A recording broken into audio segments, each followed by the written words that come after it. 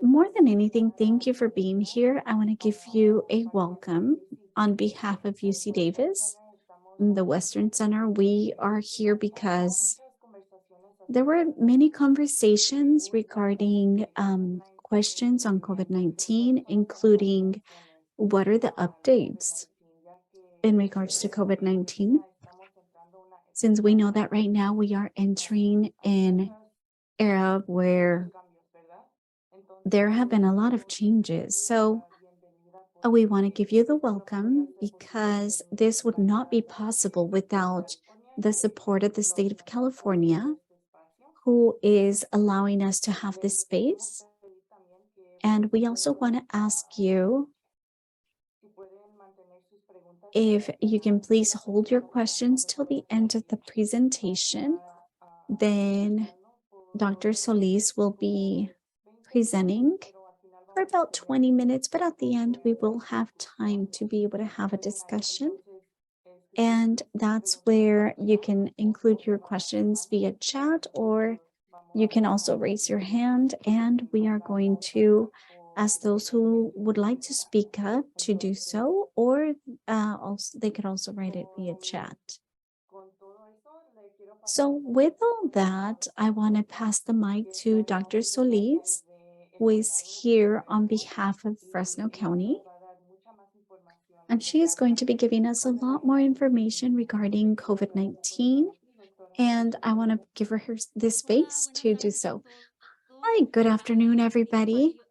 As Fanny said, I am Dr. Trinidad Solis, and I am a family medicine doctor, and I'm also part of the public health in Fresno County. And today I wanted to talk to you about what is occurring not only with COVID-19, but also with other respiratory diseases like influenza and also RSV or respiratory syncytial virus. First of all, I want to start with the latest updates at state level. At this moment, the cases and hospitalizations due to these respiratory diseases, as I said, COVID, influenza, and RSV are increasing, and this is causing an issue at the hospitals. Hospitals are filling up emergency rooms. The wait is several hours, and what we are seeing is that many of the patients that go to the emergency room, not all of those cases are emergency cases. And I want to give an example here in Fresno County, where I work, and also in other counties throughout the Central Valley, like Tulare, Madera, and Kings. Right now, we have a plan called evaluation and referral. And this means that paramedics, if somebody calls for an ambulance, paramedics are going to evaluate. But if it's not an emergency, they are not going to take him or her to the hospital. But that is very important. And I was told that in this group, we also have promotores or promoters, community promoters. And something that is very important is also understanding what is an emergency and what is not. And it's important to understand what are some of those emergency symptoms. For example, if somebody is having a hard time breathing, especially younger children, when it comes to RSV, we're going to go over that virus a little deeper, but children who are younger, sometimes their muscles or around their joints, sometimes we can see that there could be issues, or if we see issues with breathing, or if a child isn't wetting at least 6 diapers a day. That's very important to know or note as a parent, whether that could potentially be a dehydration symptom. So I just wanted to give examples because oftentimes I do get asked, what is an example? What do I need to keep in mind? And those are some symptoms to keep in mind. But if it's not an emergency, there are also urgent clinics or urgent care clinics. But what we are seeing is that many don't go to urgent care, they go to the emergency center. And they are waiting for hours, and for the cost for somebody who doesn't have insurance is even higher. And that's just the message I want everybody to take, that at this moment it's critical. Many hospitals in the state of California are filling. There's less hospital beds available for the children, but there is a plan. The hospitals are speaking to each other.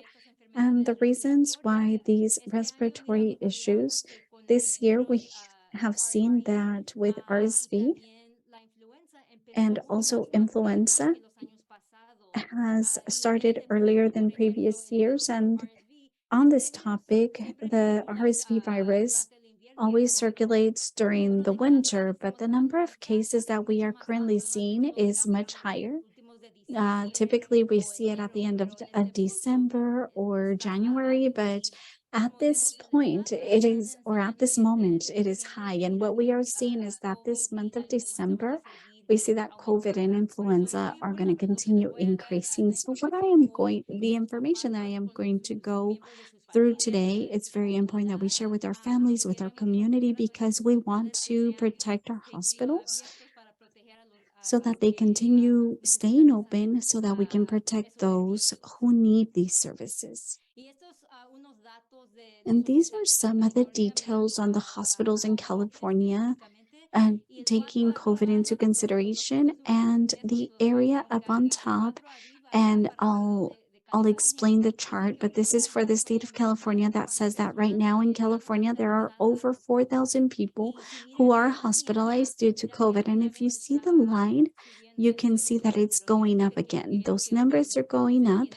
And that's what I want everybody to understand, that those numbers are going up.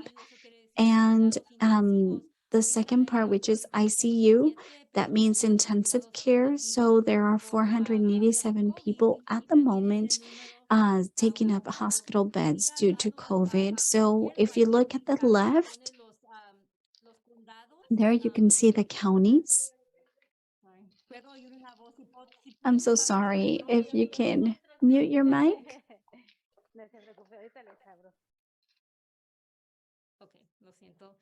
All right, I'm so sorry. So, what I was saying is that to the left, we do see the different counties and how many patients are in the hospitals in that region who are affected by COVID. And this information is public information. As you can see how many people are in your region. But what I'm trying to say is that COVID has not ended. And people say, Doctor, the pandemic has ended. And as I am showing you now, it is not so. Right now, we should not let our guard down, because right now cases are going up. And also, I wanted to show you that COVID is increasing, but I also wanted to explain regarding vaccines. I know that there have been many changes with COVID vaccines, and I wanted to clarify the calendar and the new booster that was approved a few months ago. Number one, I want to clarify that this new booster is for the people who are 5 years and above. And before receiving the new booster, they would have to receive their initial series vaccines. And they would have to receive the first two doses before receiving their booster. There's also Novavax, which is a new vaccine. It has different mechanism than in terms of the messenger that Moderna or Pfizer are using, but Novavax is not a booster. The new booster is Moderna and Pfizer. The Johnson and Johnson vaccine, the recommendation is that it's for those who maybe cannot receive the other vaccine due to a medical condition or some other reason. So we hardly recommend the Johnson and Johnson vaccine.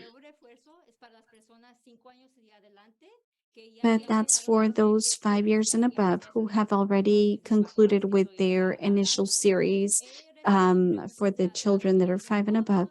So I have received questions where people say, well, I received my booster about 8 months ago, but this new booster just came out in September. So it's been 2 months since their last vaccine or since their initial series or booster in the past, then they still have to get this, they still should get this new booster.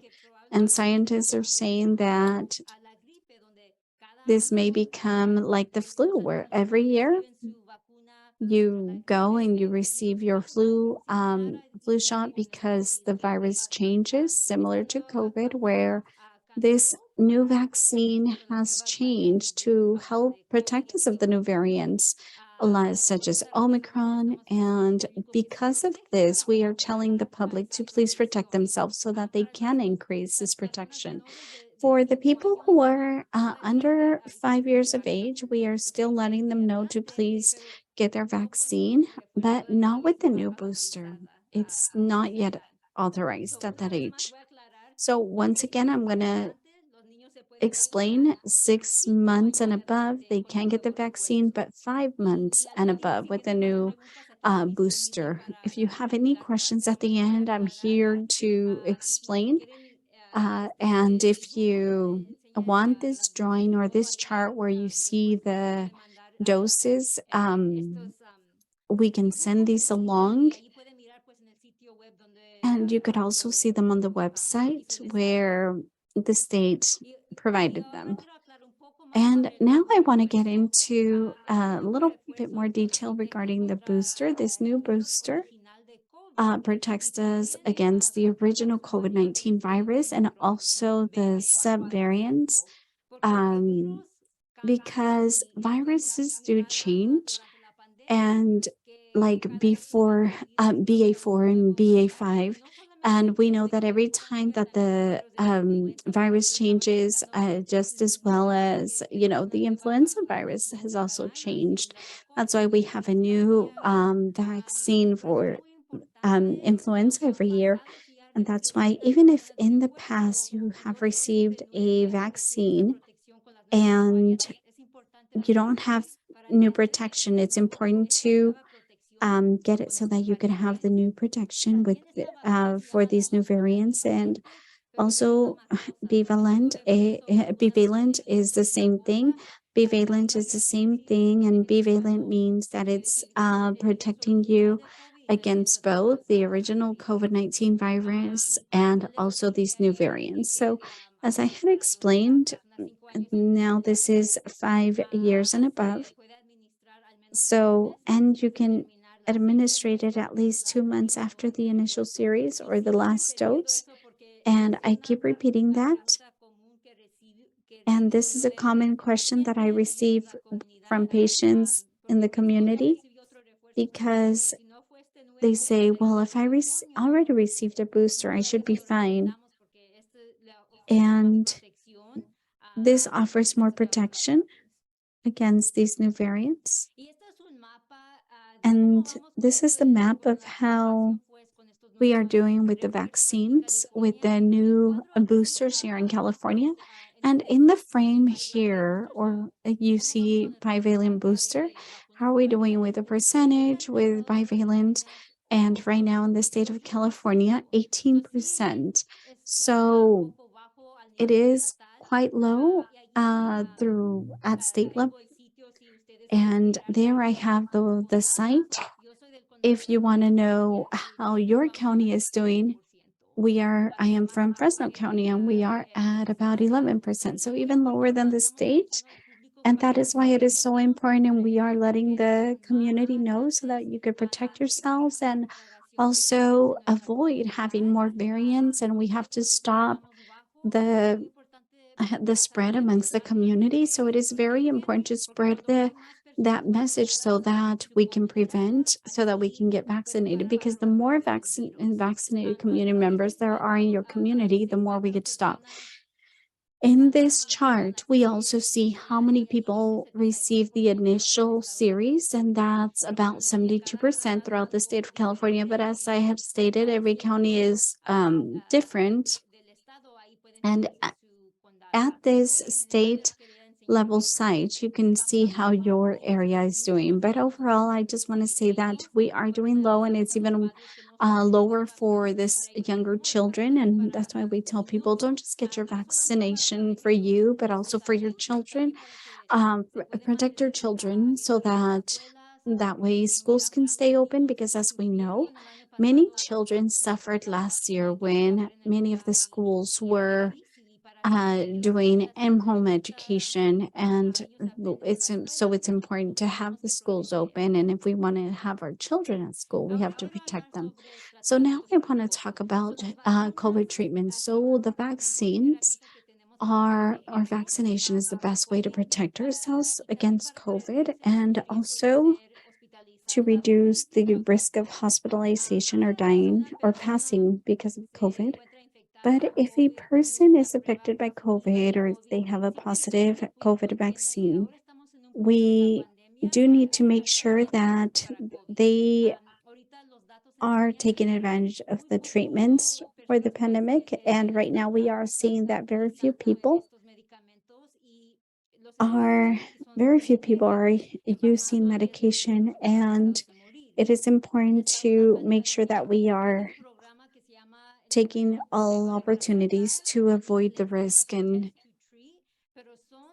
right now, they do have test to treat programs where you could go to different areas throughout the county, and there they can give you a COVID test. And if you do have symptoms and it is a positive test, then you're going to be evaluated by a doctor. And if you're eligible, then they're going to give you medication. At these sites, they also offer medication that are antiviral medicine, and you just take those pills, and if you take them within those 5 days at the start of symptoms.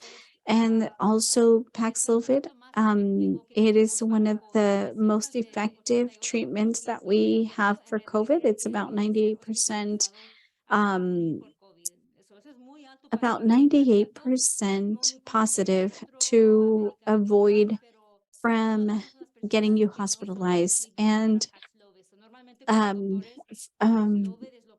Molnupiravir, it's another medication that we do give when they are not able to get Paxlovid. And those people who are at high risk for to have complications due to COVID,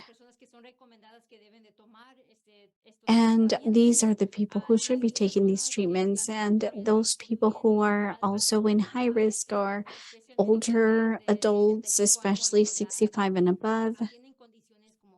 If they do have conditions such as cancer or chronic issue with their liver, kidneys, or lungs. And when I say lungs, that could also be asthma, or coronary issues, high blood pressure, diabetes. We know that many people in our community has diabetes, and if it's not well controlled, diabetes does affect our immune system, and it puts us at risk of having complications as well as COVID. So also those who are immune compromised. So these people are at higher risk of having complications. So if you are at high risk, or if you have a family member, or if you're a promotor or promotora in your community, and you want to talk to people who have these conditions, and if they are positive, I just want them to know that we have these medications, and they're free of charge at these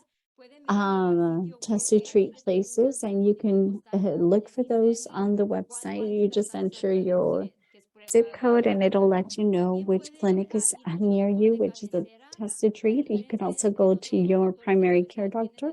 But the thing is that not all primary care doctors have the medication at their clinics, but perhaps they can give you a prescription, and you can then go to the pharmacy. But the point here is that if you do have COVID symptoms and you're positive, the sooner the better. Within the 5 days, talk to your doctor. And if you cannot schedule an appointment, then you can go to an emergency clinic, or one of these test to treat centers.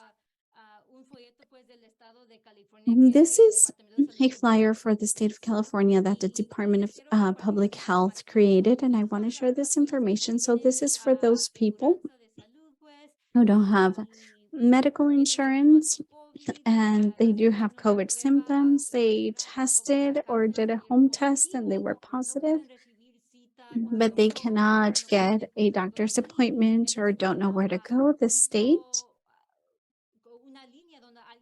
created a line where people can call via phone or also via telephone conference and talk about their symptoms. And within 5 days, if they are high risk, then they can get an approval for a prescription. And the number is 833-686-5051. And it's in different languages, Spanish, and there's different options.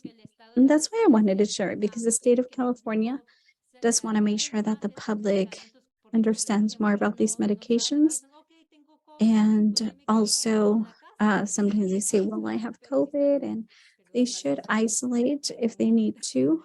And sorry, but if they are at high risk, there is medication available. And I just wanted to share this information with you. Now we're going to change the COVID topic. Now we're going to go into influenza, and influenza causes what we know as the flu, and it is caused by the virus, and it is also contagious, just like COVID. It is transmitted through droplets in the air. That is one of the ways, and it can also cause complications like pneumonia and asthma attack, and also influenza does affect those who are at high risk, similar to COVID, but influenza also in the small children who are smaller than 5 years are also at high risk of having complications due to influenza. And I just wanted to say that just like COVID, we do have a vaccine for influenza, and it's important to get your vaccine every year because the influenza does change every year, and scientists study to see which strands of the vaccines to protect you based on that year's strand. Sometimes people say, well, I already received it. But no, that's not correct because every year it changes.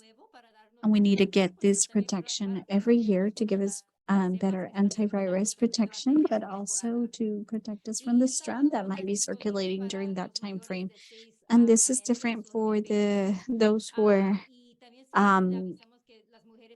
this is for those older than 6 months, but we also tell women when you are pregnant, get vaccinated because not only do you get the protection, but you could also transmit that to the baby.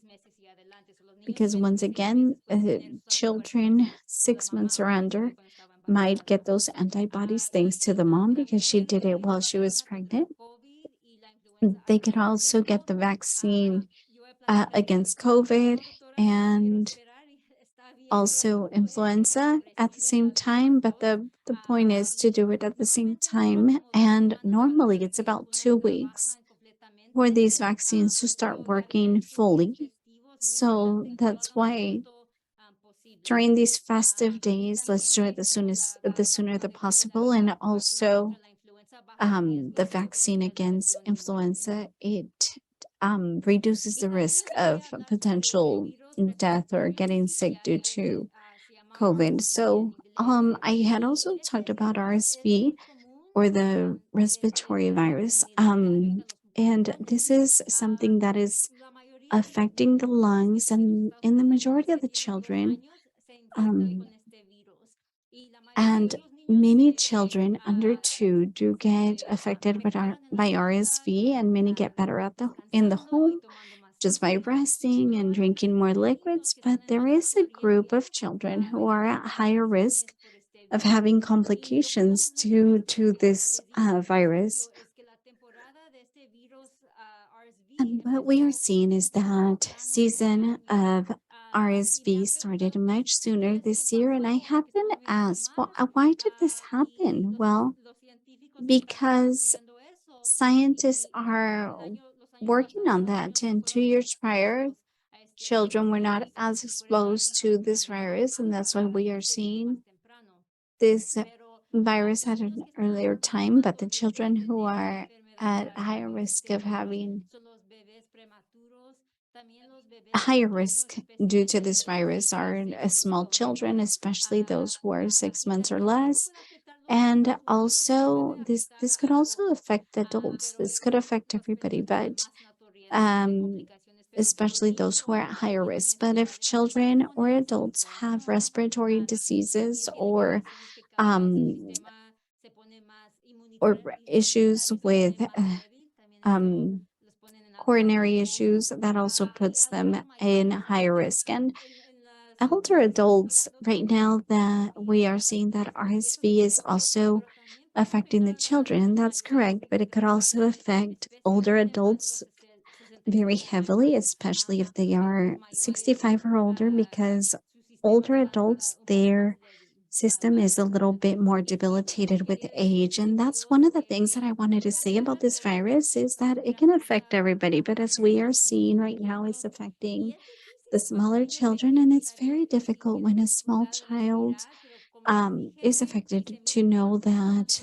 they are having difficulty breathing, and we have to place more effort. We have to know if they are using their muscles next to um their rib cage more, if their nose is moving very strongly, or they're having to breathe through their mouth. That is an emergency, but at the same time, I will say that uh, some get affected and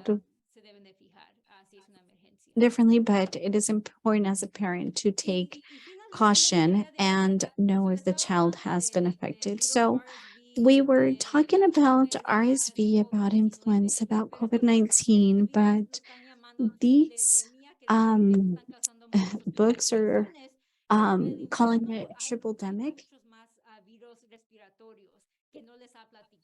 But in November, there are even other viruses that are also affecting, other viruses that could also cause cough and sore throat and fevers. And it's very difficult sometimes to know which virus is causing what, because the symptoms are of respiratory symptoms could be very similar. So some people tell me, how do I know if I have COVID or influenza? And the only way to really know is to get a test, because so if somebody thinks that they might have COVID, they should isolate and take a COVID-19 test, or they can go to some place where there is a test to treat center and they can also receive treatment. So similar to influenza, if a person is negative due to COVID, they can go to a clinic, because many clinics, they do have tests, and that way they will know if it's COVID or influenza. And for those who have influenza, there is also treatment for those who are at higher risk. Normally, those treatments should be taken within 48 hours. The sooner the better. That's why it is important to know if there is a person that is high risk, what do they have? Is it COVID or influenza? Because there is treatment. Right now for RSV, there isn't a vaccine for it, but scientists throughout the United States are doing studies, and probably in the future there will be a vaccine, but not now. And right now, there isn't pills or treatment like there is with COVID or influenza for RSV. For RSV, normally, if somebody has gone to the hospital due to RSV, we give them oxygen. Sometimes they need liquids, or they'll need to hydrate, but there isn't the same thing as there is for other issues, underlying issues. But the only way to know what is really wrong is to take a test, and if they are at high risk, there is treatment for the influenza and also for COVID. So that's the difference. But But what I am saying right now, this protects you against any type of respiratory issues that you might have. Number one, we've spoken about the vaccine, very important against COVID-19 and influenza, 6 months and above. Anybody who is 6 months and above can be eligible for the COVID-19 vaccine. If they are 5 years and above, that's when they are eligible for the new COVID-19 booster that we were talking about. It's very important to keep wearing their masks in public areas and interiors. And we have seen several details that have stated that vaccines have saved lives, especially if they are in a public place. The mask is another protection barrier against these viruses that are circulating in the air, as I have stated prior. And there is a difference in the masks. There are these surgical masks that, yes, it's protection, but there are others that offer more protection, such as N95s or KN95. Those could also be distributed in the pharmacies, but those have more protection barriers. And so it's not to know that there's a difference between one and the other. But if you're going to be in space indoors, we do ask people to get their vaccine. And we also tell parents don't bring their children to school if they are not feeling well, because we want to make sure that we are stopping the spread in schools, at homes, at work. So if they are not feeling well, make sure they isolate and do a COVID test, and also washing their hands with water and soap for at least 20 seconds. So washing their hands stops the spread of the virus on your hands, because another way of being affected is by touching our nose or our mouth or our face or our eyes. So it's important to tell the children don't touch their face or their mouths. So it's very important to frequently vaccine. So those are general opinions that can help avoid these respiratory issues. And hopefully, this way you feel better informed about these treatments in COVID as well. And for influenza, it's called Tamiflu, and you can speak with your general doctor and have them explain to you whether you are eligible or not. But I think, Fanny, and I'm so sorry that I went over time, but I had a lot of information for everybody. But